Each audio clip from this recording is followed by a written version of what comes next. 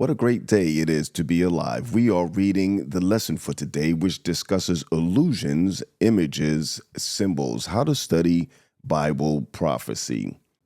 It is Sabbath afternoon. The memory text is, "Be still and know that I am God. I will be exalted among the nations. I will be exalted in the earth." Psalms 46 and verse 10.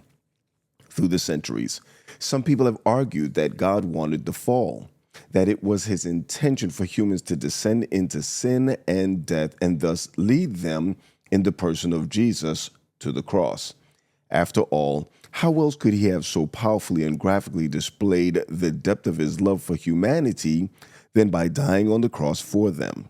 In short, the thinking goes, God needed humanity to fall. That is a horrible and wretched position to take. It was never God's intention for either Satan or humanity to fall. The rebellion of Satan and then of humanity was a tragedy of immense consequence, and our joy in him would have remained complete had our first parents not fallen. This week, we will continue looking at the problems caused by the fall and the desire for human government as opposed to God's own governance. These truths are powerfully revealed in the book of Daniel, which shows that God was right when he warned his people about what would happen when they turned away from him and chose earthly monarchs instead. This is exactly what they got: earthly monarchs instead, and sinners lording over sinners is never a good combination. Sunday, April 27th, the very first commandment. The Garden of Eden was a classroom for God's first people, a place where their interaction with the creation would endlessly teach them and their offsprings more about the Creator. The holy pair were not only children under the fatherly care, Ellen G. White pointed out, but they were students receiving instructions from the all-wise Creator.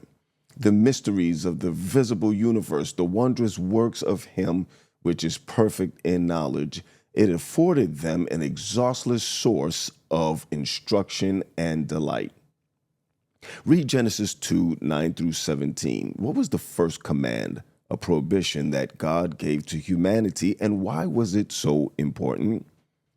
The first use of the root verb sa, which means to command, that God gave to humans was in the command not to eat from the tree of knowledge of good of evil. How can some knowledge be forbidden? Isn't it always useful to experience and know more? Not according to Scripture. God was intent on educating his people thoroughly while sparing them from the long-term suffering that some knowledge would cause, such as what would later happen when people chose to rule themselves rather than to be ruled by the Lord himself.